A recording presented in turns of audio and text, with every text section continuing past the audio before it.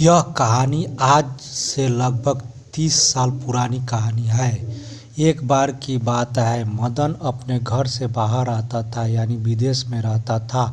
अचानक उस देश में युद्ध जैसी हालात हो गई। मदन उस देश से किसी तरह भागते भागते जंगल के रास्ते अपने देश आया। उसे अपने घर जाना था।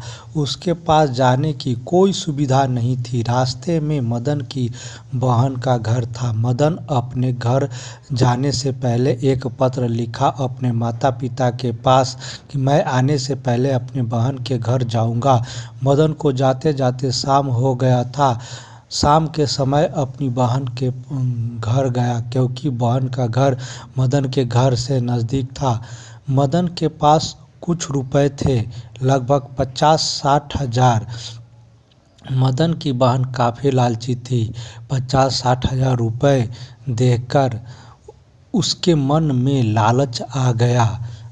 मदन की बहन अपने भाई को रात में खिला पिला कर सुला दिया और पैसों की लालच में अपने ही सगे भाई को रात में ही जान से मार डाला और अपने ही आंगन में गड्ढा खोद कर आंगन में ही दफन कर दिया।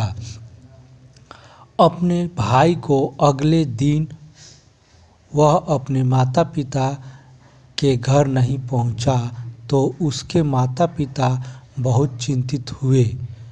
माता पिता मदन के बहन के पास पहुंचे और उससे पूछा कि मदन यहाँ आया था या नहीं। मदन की बहन ने साफ साफ इनकार कर दिया। उसने कहा कि मुझे तो पता ही नहीं था कि मदन यहाँ आने वाला है। यह बात सुनकर उसके माता पिता बहुत हैरान हो गए। मदन के बहन की बात पर संदेह हुआ। माता पिता ने कहा कि मदन ने तो आने से पहले यहाँ पत्र लिखा था कि घर जाने से पहले बहन के पास जाऊंगा। इतना बात सुनकर मदन की बहन घबरा गई। फिर माता पिता ने इसकी जांच करवाया तो मदन की बहन को दोषी पाया गया। एक हत्या के जुर्म में उसकी बहन की जेल हुई और माता पिता से भी मदन की बहन की नाता टूट गया।